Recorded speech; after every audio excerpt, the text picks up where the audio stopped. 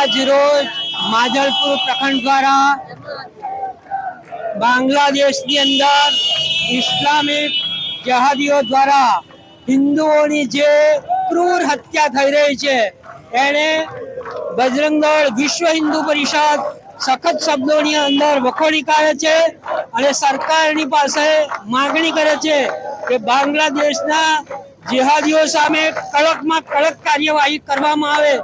ભારતભરની અંદર બજરંગ દળ અને વિશ્વ હિન્દુ પરિષદ દ્વારા આવા કાર્યક્રમો ચાલી રહ્યા છે।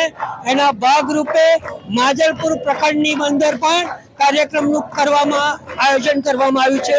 જય શ્રી રામ। વિશ્વ હિન્દુ પરિષદ તરફથી સમગ્ર દેશમાં બાંગ્લાદેશમાં જે હિન્દુઓ પર અત્યાચાર થઈ રહ્યો છે એની વિરુદ્ધમાં પુતળા દહન અને ધરણા પ્રદર્શનના કાર્યક્રમો યોજાઈ રહ્યા છે।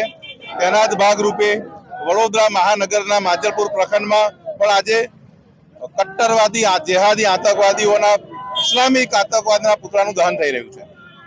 બસ એના પર એવું જ કહેવા માંગીશ કે દરેક જે રીતના બાંગ્લાદેશ પર હિન્દુઓ પર અત્યાચાર થઈ રહ્યો છે બરાબર એનાથી દરેક હિન્દુને ભારતમાં દરેકને શીખ લેવી જોઈએ કે ભાઈ ત્યાં આગળ શું થઈ રહ્યું છે અને દરેક હિન્દુઓને આપણે એક થવા જોઈએ।